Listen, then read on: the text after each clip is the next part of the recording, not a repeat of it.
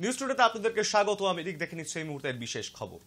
কেন্দ্রীয় স্বরাষ্ট্রমন্ত্রী এবং ভারতীয় জনতা পার্টির প্রার্থী অমিত শাহ আসন্ন লোকসভা নির্বাচনের জন্য 19 এপ্রিল তার মনোনয়নপত্র জমা দিয়েছেন। অমিত শাহের সঙ্গে গুজরাটের মুখ্যমন্ত্রী ভূপেন্দ্র প্যাটেল এবং দলের অন্যান্য নেতারাও ছিলেন। गुजरात के मुख्यमंत्री श्री भूपेंद्र भाई, मेरे साथी विधायक और मेरे दोनों इंचार्ज के साथ मैंने लोकसभा के लिए मेरा नामांकन गांधीनगर सीट से भरा है। मेरे लिए एक बड़ा गौरव का विषय है कि जिस सीट पर से इसी क्षेत्र का प्रतिनिधित्व श्रद्धेय अडवाणी जी ने किया, श्रद्धेय अटल जी ने किया, और जिस सीट पर स्वयं नरेंद्र मोदी जी मतदाता है, उस सीट को प्रतिनिधित्व करने का मौका मुझे भारतीय जनता पार्टी ने दिया है। मैं इसी सीट पर से 30 साल से विधायक सांसद रहा हूं। यहीं मैं बहुत छोटे से एक बूथ के कार्यकर्ता से संसद तक पहुंचा हूं। अपार प्रेम इस क्षेत्र की जनता ने मुझे दिया है और मोदी जी के नेतृत्व में पहले मुख्यमंत्री के नाते और बाद में प्रधानमंत्री के नाते इस क्षेत्र में भारतीय जनता पार्टी की सरकारों ने ढेर सारे काम किए। सिर्फ इस 5 साल के अंदर 22,000 करोड़ से ज्यादा डेवलपमेंट के काम गांधीनगर लोकसभा क्षेत्र में हुए हैं। मुझे बड़ा संतोष है। इस क्षेत्र की जनता ने जब भी मैं पार्टी के लिए, मेरे स्वयं के लिए वोट मांगने आया, मुझे बड़े चाव से, बड़े मन से आशीर्वाद दिया है और हमेशा मजबूत बहुमत के साथ चुनाव में जीता है। হরিদ্বারে লোকসভা নির্বাচনের ভোট গ্রহণ প্রক্রিয়া চলছে। মানুষ ঘর থেকে বের হয়ে ভোট দিচ্ছেন। যোগগুরু স্বামী রামদেব এবং আচার্য বালকৃষ্ণ কানখালের ভোট কেন্দ্রে ভোট দিয়েছেন এবং ভোট দেওয়ার জন্য সমস্ত লোককে আবেদন করেছেন। मेरा वोट भारत के लिए है। भारत को शिक्षा की, चिकित्सा की, आर्थिक, वैचारिक, सांस्कृतिक गुलामी से मुक्ति दिलाने के लिए है। मेरा वोट भारत को रोग मुक्त, नशा मुक्त और विलासिता मुक्त एक परम वैभवशाली भारत बनाने के लिए है। और मैं सबसे आह्वान करता हूं कि सब घरों से बाहर निकले, वोट करें। यह वोट करने का अधिकार 5 लाख से ज्यादा वीर वीरांगनाओं की शहादत और बलिदान की बदौलत हमें मिला है, क्योंकि इस देश की राजनीतिक आजादी के लिए जो लाखों वीर वीरांगनाओं ने अपनी शहादत और कुर्बानी दी, और उसकी बदौलत जो हमें लोकतंत्र के अधिकार मिले और हमें अपना देश का संविधान मिला, तो संविधान की रक्षा के लिए, राष्ट्र की एकता, अखंडता और संप्रभुता के लिए सबको मतदान करना चाहिए। तंत्र का जो ये महापर्व है, इसके तहत हमें ये अधिकार मिला है, सौभाग्य मिला है। सभी लोगों को घर से बाहर निकल करके वोट करना चाहिए, क्योंकि जिस स्वप्नों को हम देख रहे हैं, जिस तरह के देश को देखना चाहते हैं, जिस तरह की हमारी व्यवस्थाओं को देखना चाहते हैं, उसको सुंदर करने के लिए आज का दिन है। 301 নম্বর বুথে বিজেপি বিধায়ককে ঘিরে বিক্ষোভ তৃণমূলের। বিজেপির বিধায়ক শিখা চট্টোপাধ্যায় পশ্চিম ধনতলা 301 নম্বর বুথ চত্বরে গেলে তিনি দেখেন তৃণমূলের এক কর্মী বুথে ভোটারদের প্রভাবিত করার চেষ্টা করছেন। তিনি বাধা দিতে গেলে তৃণমূল কর্মীরা তাকে ঘিরে বিক্ষোভ দেখাতে শুরু করেন। তৃণমূলের তরফে উল্টে বিধায়কের বিরুদ্ধে গন্ডগোল করার অভিযোগ উঠেছে। ঘটনায় দুই পক্ষের মধ্যেই তুমুল উত্তেজনার সৃষ্টি হয়।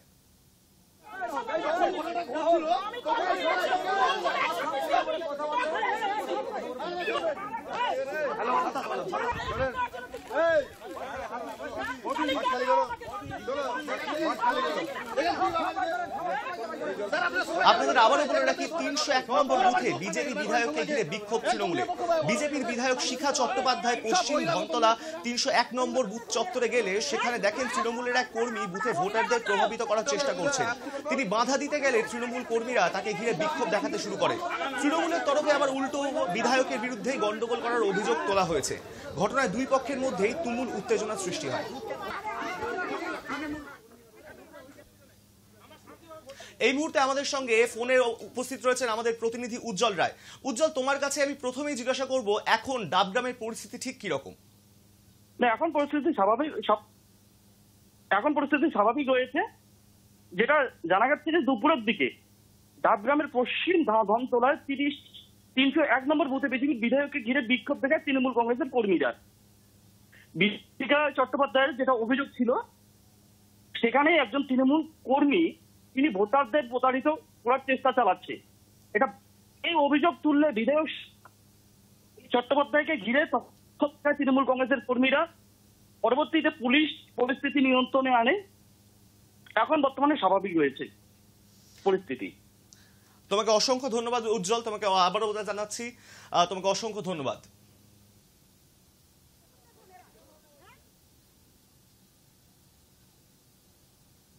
গোটা দেশের 21টি রাজ্যে এবং কেন্দ্রশাসিত অঞ্চলে ভোট গ্রহণ হচ্ছে। তার মধ্যে আছে পশ্চিমবঙ্গের 3 আসন, জলপাইগুড়ি, আলিপুরদুয়ার এবং কোচবিহার লোকসভা কেন্দ্র। দুপুর 3টে পর্যন্ত বাংলার 3 আসনে ভোটদানের হার 66% কাছে। সবচেয়ে কম এবং সবচেয়ে বেশি ভোট কোথায় পড়লো আমরা দেখে নেব। গোটা দেশের 21টি রাজ্যে এবং কেন্দ্রশাসিত অঞ্চলে ভোট গ্রহণ হচ্ছে 19শে এপ্রিল। সারা দেশে মোট 102টি আসনে ভোট গ্রহণ হচ্ছে প্রথম দফায়। তার মধ্যে আছে পশ্চিমবঙ্গের 3 আসন, জলপাইগুড়ি, আলিপুরদুয়ার এবং কোচবিহার লোকসভা কেন্দ্র। সকাল 11টা পর্যন্ত গোটা দেশে ভোটদানের হার 24.5%। এক নজরে দেখে নেব কোন রাজ্যে কত শতাংশ ভোট পড়ল। পশ্চিমবঙ্গ 33.56%, অরুণাচল প্রদেশ 18%, অসম 27.2%, বিহার 20.4%, ছত্তিশগড় 28.1%, মধ্যপ্রদেশ 30.5%, মহারাষ্ট্র 19.2%, মণিপুর 27.6%, মেঘালয় 31.7%, মিজোরাম 25.9%, নাগাল্যান্ড 22.5%, রাজস্থান 22.5%, সিকিম 21.2%, তামিলনাড়ু 23.7%, ত্রিপুরা 33.3%, উত্তরপ্রদেশ 25.2%, উত্তরাখণ্ড 24.6%, আন্দামান ও নিকোবর 21.8%, জম্মু ও কাশ্মীর 10.4%, লাক্ষাদ্বীপ 16.3%, পুদুচেরি 17.3%।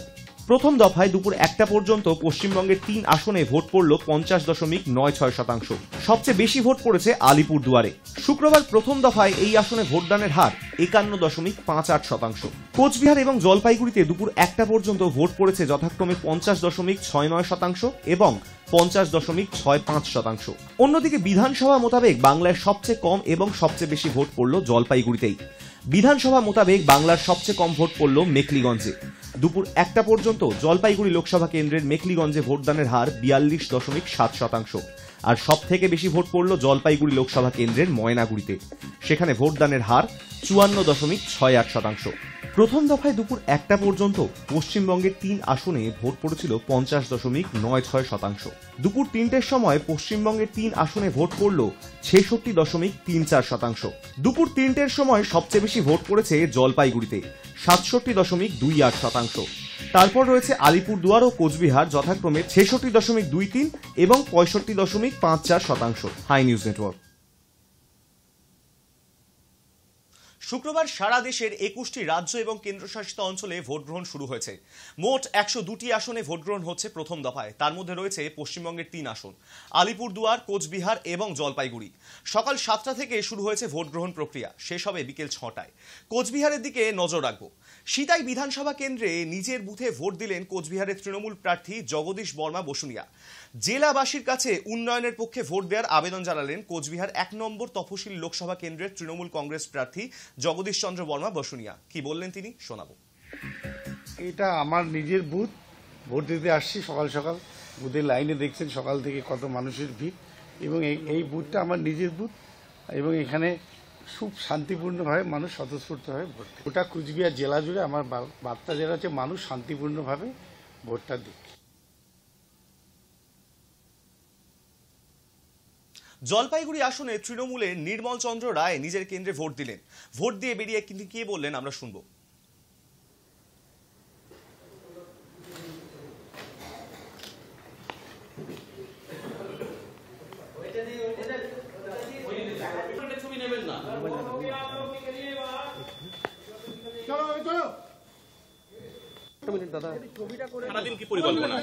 এখন আমি ভোটদান করলাম, এরপর আমি বেরিয়ে যাব। বেরিয়ে কোন কোন দিকে যাচ্ছেন? আমি এদিক দিয়ে চলে যাব, আমি বানারহাট হয়ে ধূপগুড়ি টাউন হয়ে বেরিয়ে যাব ময়নাগুড়ি, ময়নাগুড়ি হয়ে মালবাজার হয়ে রাজগঞ্জ হয়ে ডাবগ্রাম ফুলবাড়ি, আবার ব্যাক করবো, তারপরে জলপাইগুড়ি সদর 1 সদর 2 হয়ে মেঘলিগঞ্জ চলে যাব। মেঘলিগঞ্জ গিয়ে আবার ময়নাগুড়ি 2 টাচ করে তারপরে আমি আবার যথারীতি ধূপগুড়িতে ফিরে আসবো। পার্টি অফিসে যাবো। হ্যাঁ, সবাই মিলে ভোট দিলাম। হ্যাঁ, না এখন পর্যন্ত তো সেরকম পাওয়া যায়নি, মানে অন্তত ভোট কেন্দ্রে না। এখন আমি এখানে, আমার তো প্রথমে এখানে অভিজ্ঞতা হলো, ঠিকই আছে, ওরা শান্তিপূর্ণভাবে ভোটটা করার ওনারা চেষ্টা করছেন।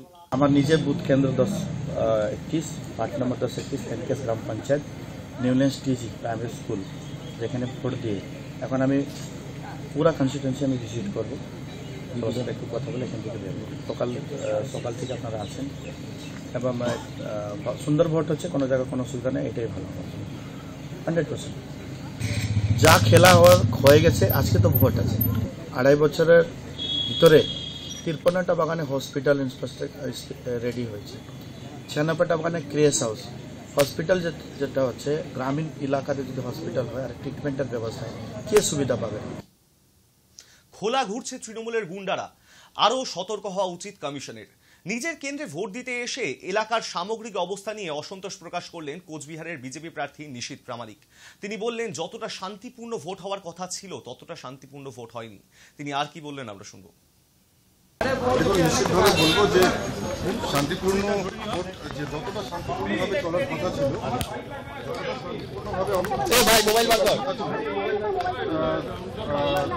ততটা ঠিক হচ্ছে না। কারণ আমরা বলেছিলাম যে কিছু ক্রিমিনাল রয়েছে যাদের কার্যক্রম করবার কথা, তারা খোলা ঘুরছে এবং যেখানে যেখানে তারা যাচ্ছে সেখানে সেখানে ভায়োলেন্সের ঘটনা। নিশ্চিতভাবে যেখানে যেখানে কর্মীরা আক্রান্ত হয়েছে এবং সেই সঙ্গে সঙ্গে এটা বলবো যে তৃণমূল কংগ্রেস ভোটারদের উপর কেন আক্রমণ করছে? তৃণমূল কংগ্রেস কি ভয় পেয়ে গেছে? পায়ের নিচের মাটি কি তৃণমূল কংগ্রেসের সরে গেছে? আমি আজকে একটা বিষয় স্পষ্ট করতে চাই, তৃণমূল কংগ্রেস দলটা রাজনৈতিকভাবে মৃত। এদের ভায়োলেন্স ছাড়া এবং রাজ্য পুলিশকে ব্যবহার করা ছাড়া তৃণমূল কংগ্রেসের কাছে কোনো হাতিয়ার নেই, যে কারণেই এরা এই ধরনের সন্ত্রাস, এই ধরনের যে উশৃঙ্খলতা তৃণমূল কংগ্রেস। ভোট শুরু হওয়ার আগেই উত্তপ্ত হয়ে উঠেছিল কোচবিহার। বিজেপির বুথ সভাপতিকে মারধরের অভিযোগ উঠেছিল তৃণমূলের বিরুদ্ধে। কোচবিহার দক্ষিণ বিধানসভার অন্তর্গত চান্দামারি অঞ্চলের রাজপুরে বৃহস্পতিবার রাত্রিবেলায় বিজেপির বুথ সভাপতি যখন নিজের বুথে যান, সেই সময় তাকে রাস্তায় আক্রমণ করার ঘটনা ঘটে তৃণমূল কংগ্রেসে, এমনটাই অভিযোগ উঠেছে বিজেপির তরফ থেকে। তাতে আহত হয়েছেন বিজেপির বুথ সভাপতি। কোচবিহার মেডিকেল কলেজে তাকে ভর্তি করা হয়েছে। এই প্রসঙ্গে সেখানকার বিধায়ক কি প্রতিক্রিয়া দিয়েছেন দেখুন। দেখুন, কালকে সারা রাত ধরে আমার কোচবিহার দক্ষিণ বিধানসভাতে সারা রাত ধরে বোম্বিং হয়েছে, বিভিন্ন বাড়িঘর ভাঙচুর হয়েছে, আর আমাদের লব সরকার নামে যে বিজেপির কার্যকর্তা তাকে মেরে মাথা ফাটিয়ে দেওয়া হয়েছে। আজকে ভোরবেলার দিকে তাকে নিয়ে এসে এই নার্সিংহোমে ভর্তি করানো হয়েছে। আমি দেখতে গিয়েছিলাম তাকে। দেখুন কতটা তার মনের জোর, সাহস, যে তার মাথার মধ্যে এতগুলো সেলাই থাকা সত্ত্বেও, মাথায় ব্যান্ডেজ করা থাকা সত্ত্বেও সে বলছে যে আমি এখন ভোট দিতে যাব, আমাকে ছেড়ে দেওয়ার ব্যবস্থা করবে। এর নাম হচ্ছে বিজেপির কার্যকর্তা। তো এমতো অবস্থাতে একটা ভয়ের বাতাবরণ সৃষ্টি করে যাতে ভোটাররা ভোট দিতে যেতে না পারে, কালকে সারা রাত ধরে এই ধরনের পরিস্থিতি সৃষ্টি করা হয়েছে। নাটাবাড়ি বিধানসভার বলরামপুরের 236 নম্বর বুথে তৃণমূল বিজেপির মধ্যে উত্তেজনা। একে অপরের বিরুদ্ধে পাথর ছোড়ার অভিযোগ। কেন্দ্রীয় বাহিনী গিয়ে পরিস্থিতি নিয়ন্ত্রণে আনে।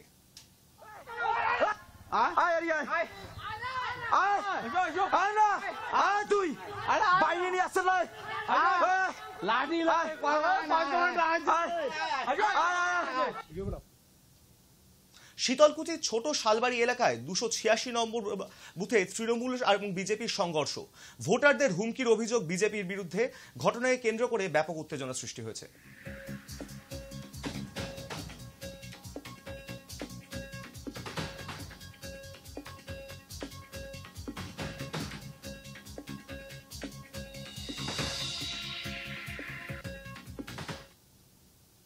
তৃণমূলের অস্থায়ী নির্বাচন কার্যালয়ে আগুন দিয়ে পুড়িয়ে দেওয়ার অভিযোগ উঠল বিজেপি আশ্রিত দুষ্কৃতীদের বিরুদ্ধে।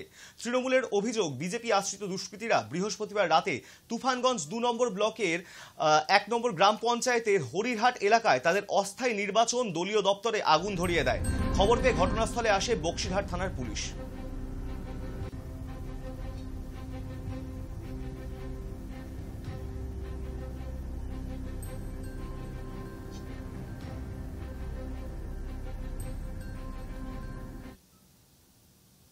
ভোটের ডিউটিতে এসে প্রথম দফা নির্বাচনের আগেই বাংলায় মৃত্যু কর্তব্যরত এক কেন্দ্রীয় বাহিনী জওয়ানের।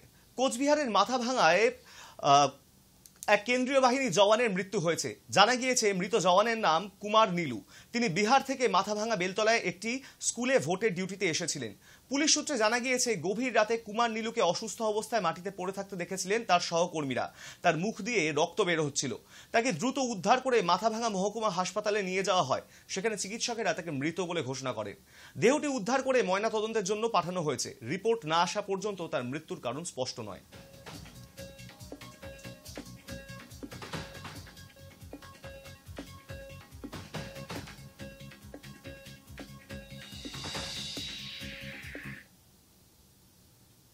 জলপাইগুড়ির বিজেপি প্রার্থী জয়ন্ত রায় তৃণমূলের বিরুদ্ধে সন্ত্রাসের অভিযোগ তুলে নির্বাচন কমিশনের দ্বারস্থ হয়েছেন। নির্বাচনের তো বিভিন্ন জায়গায় কাল রাত থেকে বিভিন্ন রকম যেরকম ভাবে করে টিএমসি সেরকম করার চেষ্টা করছে। তবে আমরাও লেগে আছি। আমরাও ইলেকশন কমিশনকে বিভিন্ন ঘটনা যেগুলো বলছে সেগুলোকে আমরা ইলেকশন কমিশনের নজরে আনছি এবং সিএপিএফ এর নজরে আনছি। যেখানে যেরকম দরকার সেরকম আমরা করছি। রাত প্রায় 2:30 দিকে এই ঘটনাটা ঘটেছে এবং তারা বুথ অফিস পুড়িয়ে দিয়েছে। টিএমসিটা বুথ অফিস অন্যান্য বুথে ডুয়ার্সে অন্যান্য জায়গায় যেরকম আমি যেটুকু শুনছিলাম তাতে ভোট ভালো হচ্ছে, ঠিকঠাক চলছে। এখনো পর্যন্ত কতগুলো অভিযোগ আপনার কাছে এসছে? আমাদের কাছে অনেকগুলো অভিযোগ এসছে। ইলেকশন কমিশনের কাছে আমরা অ্যারাউন্ড আমার মনে হয় 7টার মতো আমরা করেছি। 6টা করেছিলাম, একটু আগে শুনলাম যে আরেকটা করা হচ্ছে। তার মধ্যে কি রয়েছে? যেমন ওই যে পুড়িয়ে দেওয়া, বাইক বাহিনীর অত্যাচার এবং তারা আমাদের কিছু লোককে আহত করে, বাড়ি ভাঙচুর করে। আমাদের লাটাগুড়িতে 235 নম্বর বুথে সেখানে আমাদের বুথ সভাপতিকে ভয় দেখানো হয় এবং সেখানে চাল এবং কাপড় ডিস্ট্রিবিউট করা হয়। এরকম ধরনের কিছু অভিযোগ আমরা এখনো টিএমসি প্রচার করে যাচ্ছে। এখনো ওরা প্রচার করছে না, মানুষকে ভয় দেখাচ্ছে। কারণ মানুষকে ভোট দিতে চায় না। এবং এমনও অভিযোগ আসছে আমার কাছে, রাস্তা ব্লক করে তারা এটা কোন ধরনের নন। সুতরাং এরা এইভাবে ভোটারকে ইনফ্লুয়েন্স করা। এমনকি আমি দেখেছি, আমি যেটা রিপোর্ট আসছে আমার কাছে সেটা হচ্ছে বিএলও সেখানে একটা বুথের মধ্যে বারবার মুভ করছে এবং ভোটারদের ইনফ্লুয়েন্স করার চেষ্টা করছে। ঝড়ে হারিয়েছেন তারা সর্বস্ব, কিন্তু ভোট থেকে তারা বিরত থাকেননি। ভোটার কার্ড না থাকার পরেও ভোট দিলেন ঝড়ে ক্ষতিগ্রস্ত ভোটাররা। জলপাইগুড়ির ময়নাগুড়িতে ঝড়ে ক্ষতিগ্রস্তদের ভোটদান পর্বে স্বতঃস্ফূর্তভাবে সামিল হতে দেখা গেল শুক্রবার। লোকসভা নির্বাচনে প্রথম দফার ভোট রয়েছে আজ। পশ্চিমবঙ্গের 3 আসনে ভোট হয়েছে, জলপাইগুড়ি, আলিপুরদুয়ার এবং কোচবিহার। তার মধ্যে জলপাইগুড়িতে ঝড়ে ক্ষতিগ্রস্তরা ভোট দিল এদিন। আর সেই ভোটদান পর্বে ক্ষতিগ্রস্তদের ভোটার স্লিপ নিয়ে লম্বা লাইনে দাঁড়াতে দেখা গেল। ঝড়ে নিজেদের ভোটার কার্ড হারিয়ে যাবার জন্য প্রত্যেক ভোটারকে ভোটার স্লিপ দেওয়া হয়েছে। আর সেই স্লিপ নিয়েই ভোট দিলেন ক্ষতিগ্রস্ত ভোটাররা। ময়নাগুড়ি বিধানসভার বার্নিশ কালীবাড়ি এলাকায় 16/115 নম্বর বুথে ভোট দেন ক্ষতিগ্রস্তদের একাংশ। কেন্দ্রীয় বাহিনীর উপস্থিতিতে ভোট গ্রহণ পর্ব চলে এই বুথে। ভোটার কার্ড হারিয়ে গেছে, আধার কার্ড পাওয়া হয়েছে রাজারহাট কালুয়াবাড়িতে। ভদ্রলোক আমার বাড়িতে পৌঁছায় দেয়। আচ্ছা, কিভাবে তাহলে ভোট দিচ্ছেন এখন? ভোট ওই স্লিপের মাধ্যমে। কোনো অসুবিধা হচ্ছে না? না, কোনো অসুবিধা হয় না। ভাবে এখানে ভোট শান্তিপূর্ণ দিচ্ছে, কিন্তু মনের মধ্যে একটা আঘাত আছে। ঝড় বৃষ্টিতে ঝড়ে যে বাড়ি ঘর ভেঙে গেল, একটা তৈরি বাড়ি, হ্যাঁ, এই বাড়ি আমাদের 15 বছর ঠিক পূরণ করতে পারবো না। ভোট গ্রহণ কেন্দ্রে ঘূর্ণিঝড়ে আহতরা ভোট দিলেন ফুলবাড়ি প্রাইমারি বিএফপি স্কুলে 115 নম্বর বুথে। আর যারা ঝড়ে আহত হয়েছিলেন তাদের কোলে করে ভোট কেন্দ্রে নিয়ে গেল পরিবারের সদস্যরা। অর্থাৎ ঝড়ে তারা হারিয়েছেন সর্বস্বই, কিন্তু ভোট থেকে তারা বিরত থাকলেন না। ভোটার কার্ড না থাকার পরও ভোট দিলেন ক্ষতিগ্রস্ত ভোটাররা। High news network. ধূপগুড়ি ব্লকের বিনয় শামুর এলাকার 15/124 নম্বর বুথের বাইরে সিপিএম এর অস্থায়ী ক্যাম্পে বসেছিলেন দলীয় কর্মী প্রদীপ দাস। আচমকাই অসুস্থ হয়ে পড়েন এবং তাকে হাসপাতালে নিয়ে আসার পর তাকে মৃত বলে ঘোষণা করেন চিকিৎসকরা। হাসপাতালে কান্নায় ভেঙে পড়েন কর্মীরা। কিভাবে মৃত্যু ঘটল তা এখনো স্পষ্ট নয়। সিপিএম নেতাদের কথায় দলের একজন একনিষ্ঠ কর্মীর মৃত্যু ঘটেছে, যা অত্যন্ত শোকের ঘটনা। 124 নম্বর বুথের আমাদের পার্টি কর্মী, উনি হচ্ছিল সকালবেলা থেকেই পার্টির বুথে বসে পার্টির কাজকর্ম করছিলেন, নির্বাচনী যে কাজ এই কাজ করছিলেন। হঠাৎ করে অসুস্থ বোধ করে হসপিটালে নিয়ে আসা হয় এবং হসপিটালে নিয়ে আসা কিছুক্ষণ পরে তিনি এক্সপায়ার করেন। তো আমাদের ওই বুথে পার্টির একটা ভয়ঙ্কর ক্ষতি হলো। আমাদের খুব একনিষ্ঠ কর্মী আর কি। কালকে প্রায় রাত্রি 12টা-1টা পর্যন্ত বুথের মধ্যেই কাজকর্ম করছে, বুথ সাজানো থেকে শুরু করে অন্যান্য কাজ।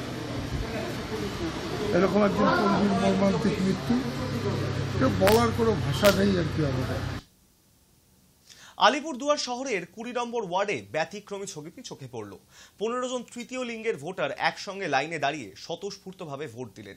আলিপুরদুয়ার জেলায় মোট 61 জন তৃতীয় লিঙ্গের ভোটার রয়েছেন। তাদের মধ্যে 15 জনকে ভোট দিতে দেখা গেল। ভালোই লাগছে, কারণ একটা দেশের একটা নাগরিক, আমরা একটা নাগরিক যখন ভোট দিতেই হবে। আর দেশের সেমি সভাগণ এই নিয়ে আমি অনেক 3টা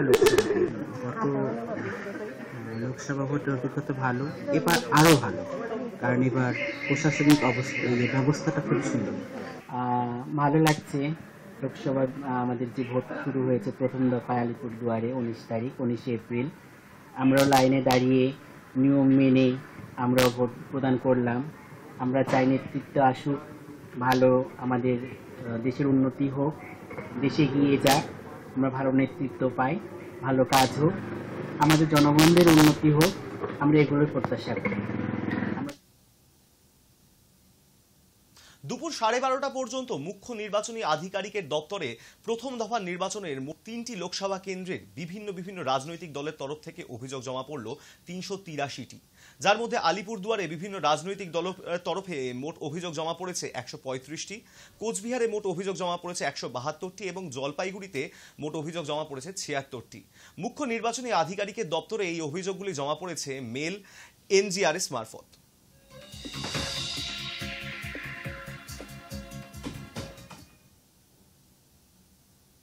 নিউজ টুডে এখন এই পর্যন্তই। দেখতে থাকুন হাই নিউজ, নির্ভীক নিরপেক্ষ।